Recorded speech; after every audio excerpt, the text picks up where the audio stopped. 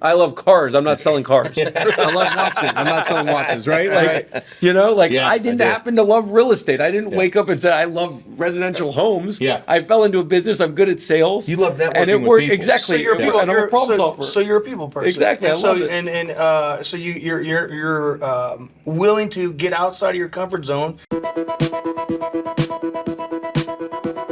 Welcome to Real Estate Success Partner. We're your hosts, Devin Dubuc. David Nguyen. And we're here to talk about how to have great success in any market. Today, guys, we've got two great guests. We've got returning guest Clint Richey. And Clint, brother, you brought somebody pretty awesome over here with you, man. I'm going to let you do the walk-up. Who do we have today? Thanks, Devin. Hey, so I ran across a truly all-star in our industry, a gentleman by the name of Alex Perry with Allie Beth Allman. And so he's been a top producer, mega top producer over the years. Yeah. And so I wanted to have him. Now, he'll say I've been chasing him around for, 6-7 months now, Alex? A little bit tired, yeah. Yeah, I just wouldn't let it go. So, I wouldn't let it go. Like so, a dog on a bone. Yeah, so, My man, I appreciate you. We finally got to connect and have you stop by, man. So thanks for joining us. I appreciate you. Thank you for having me. And we know you're limited on time today, brother, so we'll keep this one quick. But, we talked a little bit before we jumped on here. Talk about where you got into the industry, how and where you're native to, and just give us a little insight as to how you got here, brother. For sure. I grew up in Los Angeles. My dad was in real estate residential in LA in the 90s, late 80s, 90s, 2000s. So I kind of learned a little bit of the language. Yeah. But wasn't really thinking I'd go into real estate. Yep. So grew up in LA, went to boarding school in the East Coast, and said I want out of the Northeast, and ended up SMU. If you go to SMU on a nice day, look at it, you're going to stay there, and you're going to go to college there. So went to SMU. Majored in real estate finance, even though still had no idea what I was going to do. I interned with a commercial real estate company.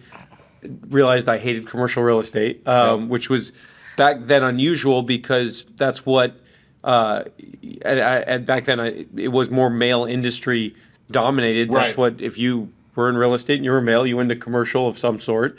And I just didn't like it. I didn't like being in an office. I didn't like... What year was this? This was 2005. 2005.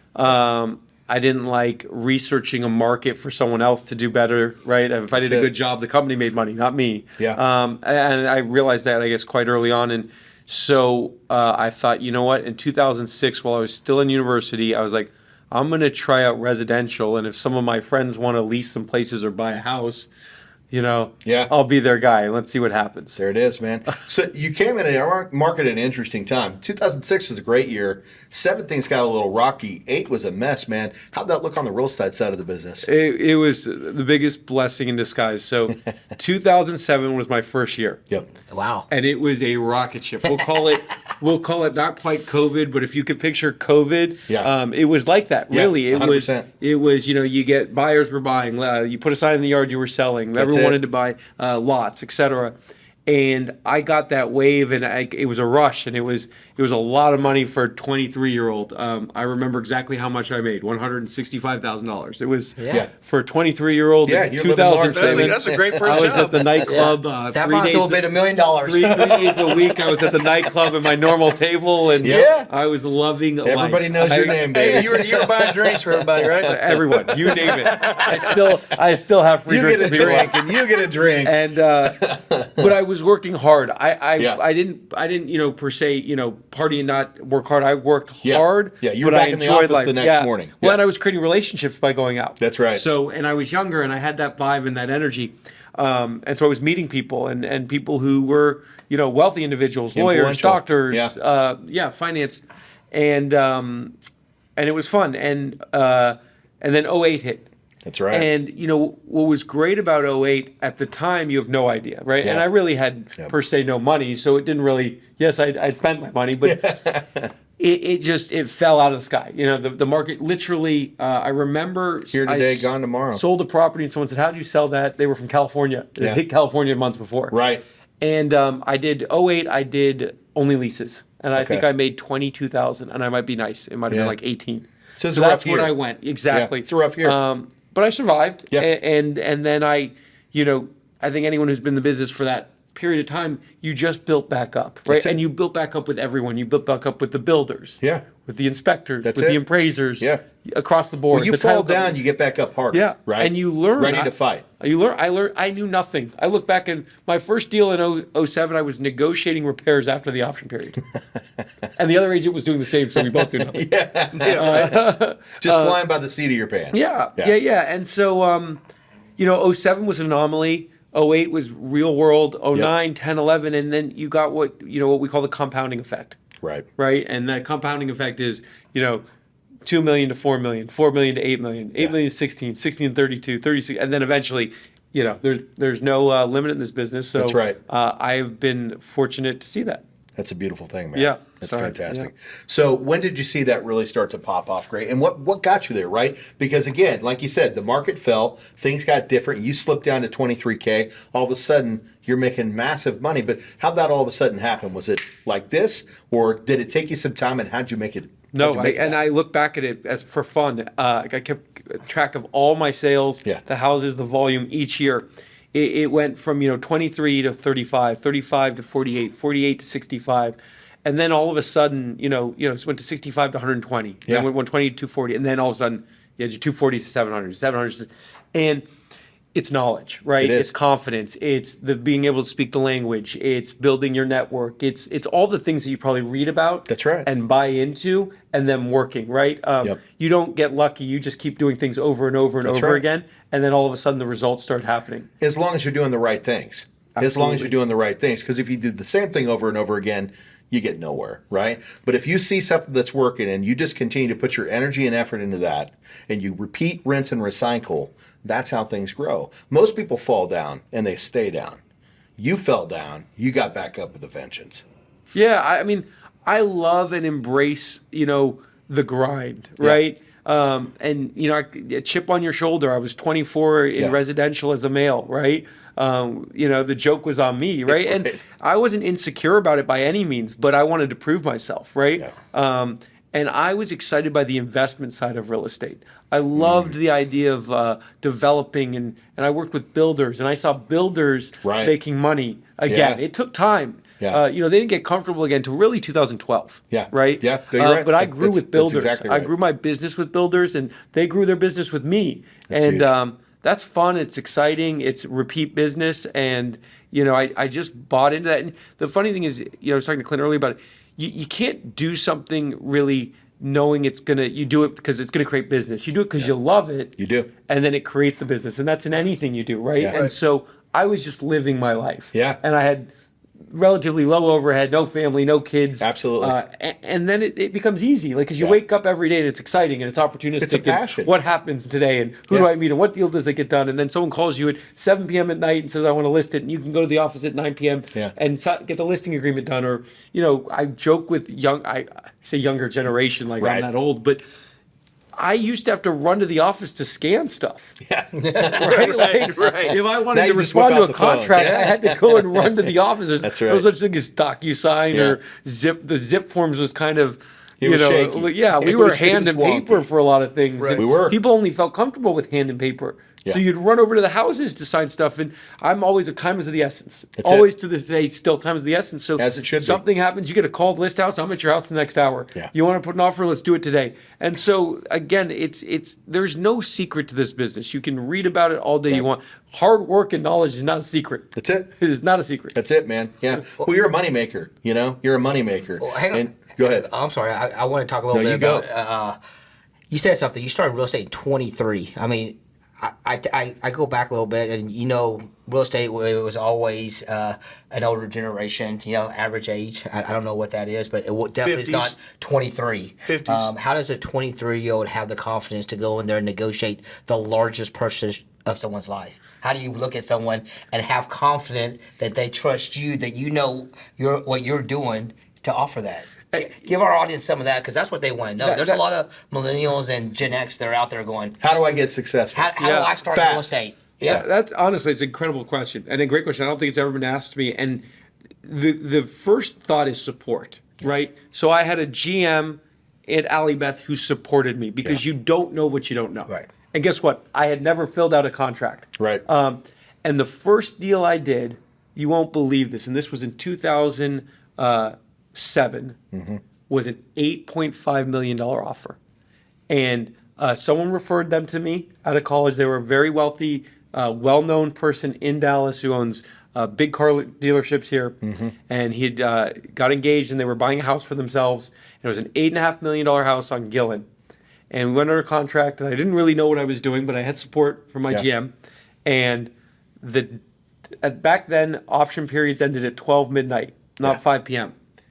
And at 11 p.m., they canceled the contract. And I said, why? And he said, my wife doesn't think it's a nice enough house for me to live in.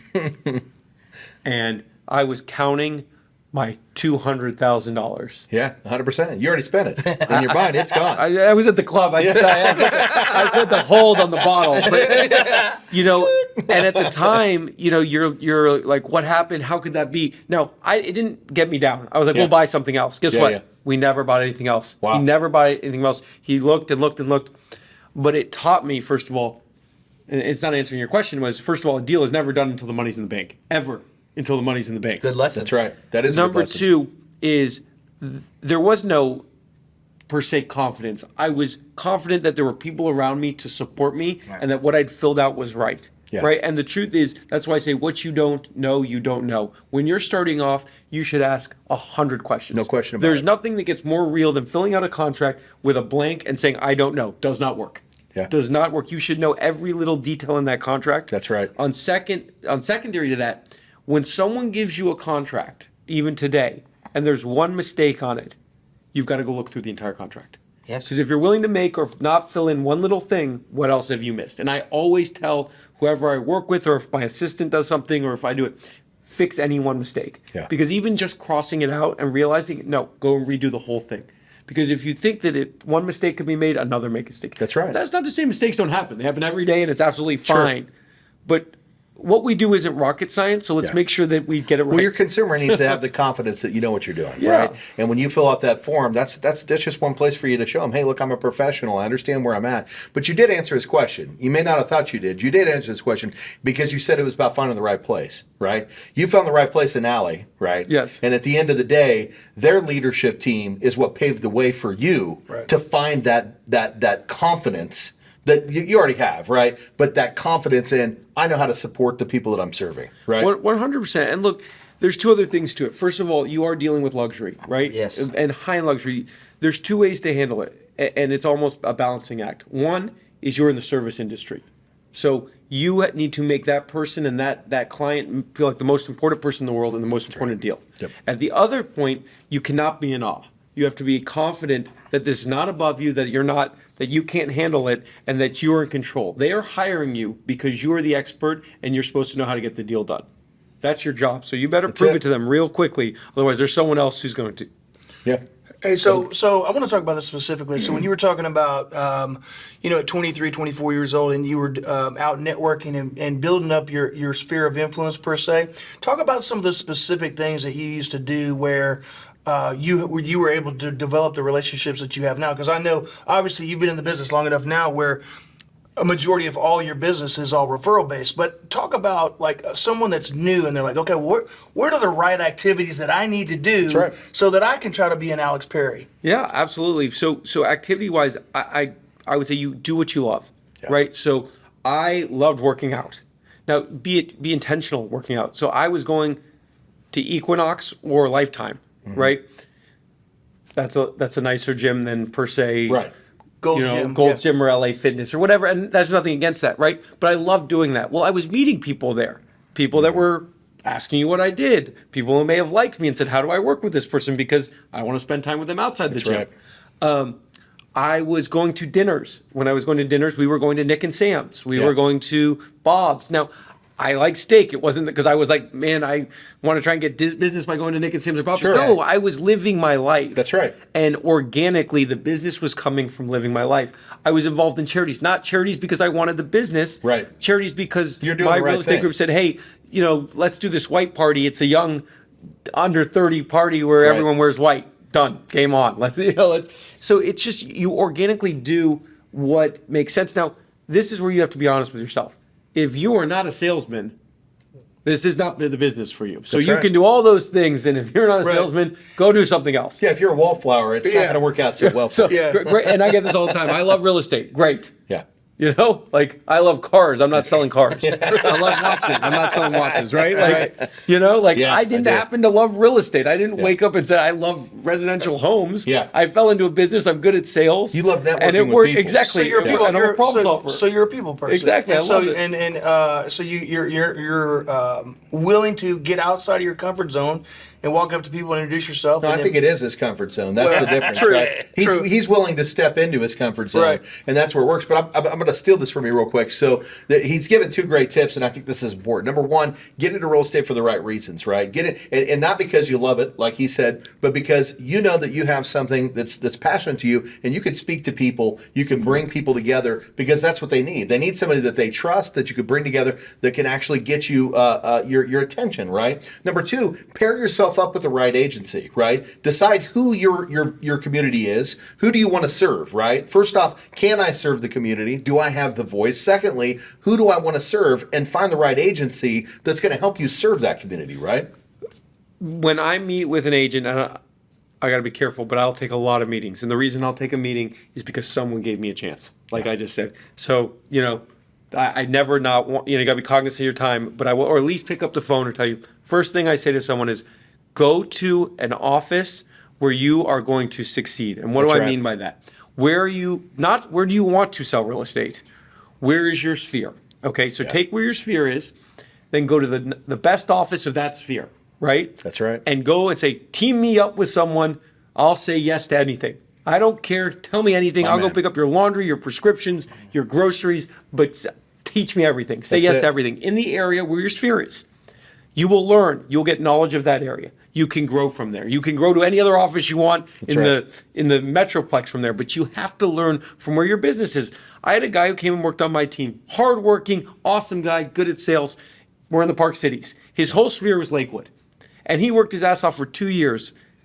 No business. And he said, I'm leaving. And I was like, I get it. And he went to this Lakewood office. Crushed it. Killing it. And all I learned, and I learned so much from that. Yeah. You have to be where your business With your is. people, Doesn't with matter your if market. you're good at sales. Doesn't matter if you're. Right. That's you right. have to be with your people. Well, you said 2 more things, guys. I mean, you're full of knowledge, and sometimes when you slow it down and take it back, you said listen to the peers, learn from the peers, ask the right questions, right? But I think there's another one. You didn't say it, but you do it. Take action, right? Because it doesn't matter how much you consume. If you don't take action with it and move forward with it in your business, you're never going to find the success. You're an action guy, right? We got started. He's like, let's turn the cameras on. Let's go. I got to get out of here, right?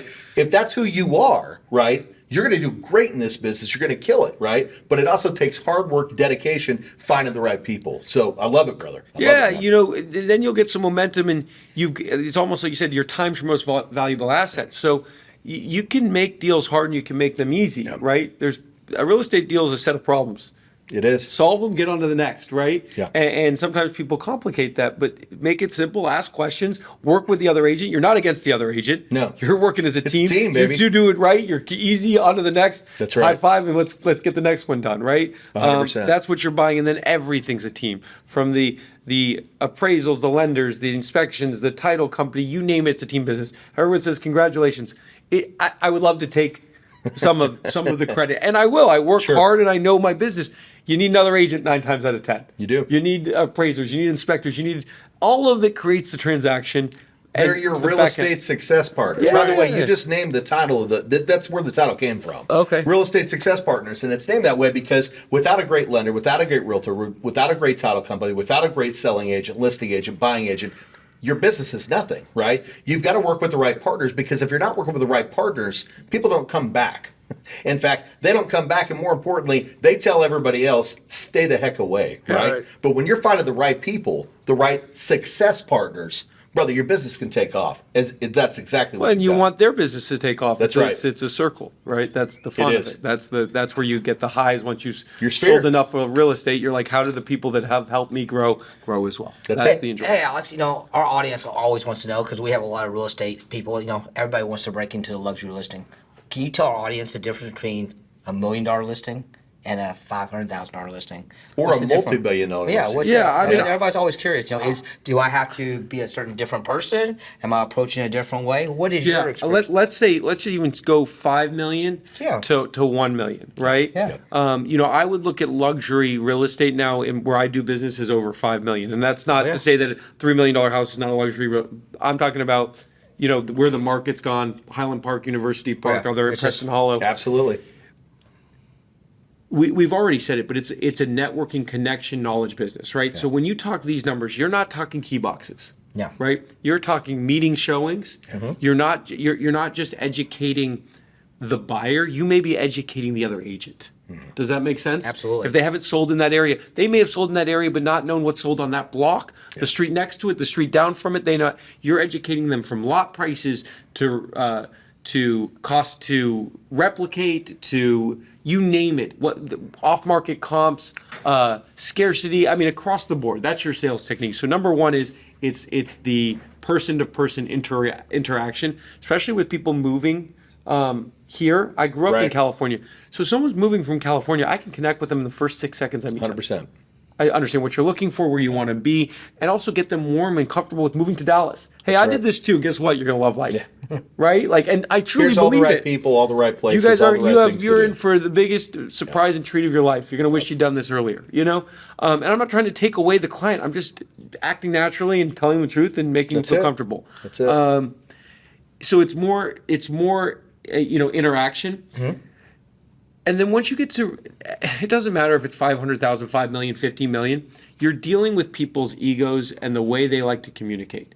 And you need to understand when you need to take charge, when you need to sit back, etc. And that's the most important, even on the luxury of luxury. And it doesn't matter, the higher you get, you might say, oh, you take a seat back more. No, not necessarily.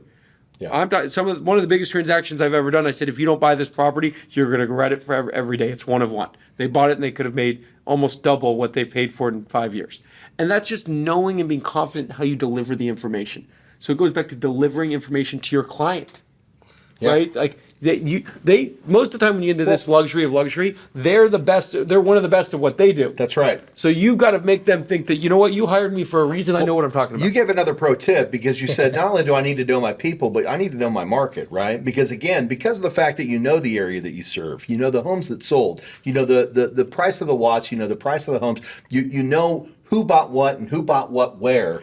When you're directing traffic, you're directing these people into the home that they truly want, and they have that confidence because you have the background. You know the people, you know the area, you know what your market is, and that's a big part of what you're doing here. Well, we were talking about education, and most of the time we're talking about realtors are educating clients, but I think in this regard, and you pointed out at the luxury level, you have to be more educated than anyone else, so that you can exude the confidence that you are the true expert. And so when someone hires you, they're like, yeah, I'm gonna listen to everything this guy says. He knows exactly what he's talking 100%. about. And I have the facts to back it up. I have right. the comps to back it up. I have the knowledge to back it up. And if you aren't from here, you have no clue.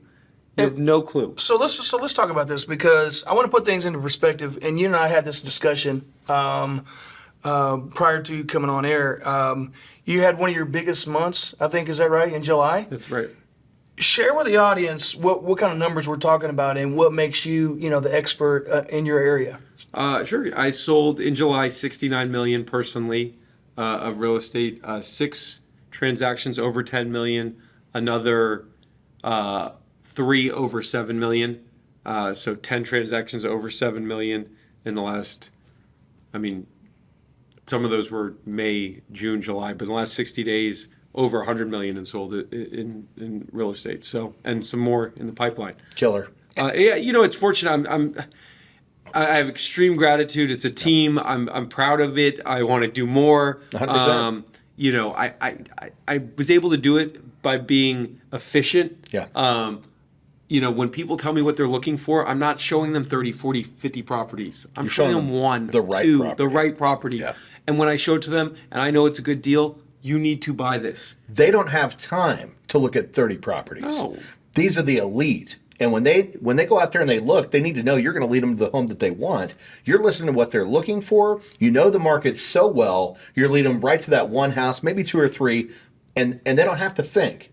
This is their home. Yeah, and what I'll do is I'll drive them around for maybe an hour or two, Yeah. educating them. So that when I tell them, hey, this is it, they know. A lot of times in this luxury market, there aren't 20 homes to look at or 10. Yeah. But there has been that's sold. And so what you're doing is educating so that when they see it, you're like, look, that's sold for that number. So if I can get you this for this number, we need to jump on this. And that's just them feeling comfortable. Because I can tell them all day they want. I can show them spreadsheets, I can show them comps. They need to know deep down too, this is a good deal. So the luxury listing, you're taking the time to get them out there. You're driving them around and showing them what's showcased in that area and at what price point. You're making sure they understand what the market is there too, because again, a lot of these people are coming from another part of the country, and you're saying, hey, this is why you want to live here, right? And for what you're telling me you love, these are the right areas, right? And this is what's selling here, so that when you show them that house, they know when they walk through the door, this is the one. Alex led me to the one. Yeah. 100%. And you're not wasting their time, because when you take them to the house, it is the right one. Well, yeah, their time's valuable. That's just it. And they're going to ask you, what should we offer? And that you have 5 to 10 seconds if you're going to get a deal done or not. Yeah. Your answer is going to dictate that. If you start too low, good luck. If you say, and look, there's sometimes houses aren't priced right. Give them what you feel. And every house you walk in, I see this all the time. Agents walk into a house with a client, they're raving about it. Not every house is great. That's right. I would say more than half the homes you should walk right out the front door. Yeah. And if you do that with your client, they'll respect you. Yeah, What do you that's think? right. I'm not letting you buy this house. No chance. This is an insult. This is not a resellable house, or this is a bad deal. I'm not building saying at the trust. right price is not, but at this price, a waste of our time. Let's go buy something that makes sense. They will respect you. They will. Boom. There you go, guys. I mean, that's such valuable knowledge. So let me ask you one more question, and I know we're getting close to wrap up time. I know you've got to go, but we talk on elite luxury homes. Is there financing involved here? Or are they all dropping cash? No, that's a really good question. And even, funny enough, the contract took care of it. So many people were writing cash offers and then financing it. They changed the contract, right? And justifiably so, because people were taking them on the basis that there wasn't going to be appraisals or other, things that came up. And even if you closed it, they were basing the offer off cash. Yeah. Most people in this market at this luxury level can make more money than current interest rates, right? So if interest rates are at 8, 8.5, 7, right. 6, doesn't matter. In their business, they can make more than 8%, especially at this luxury level.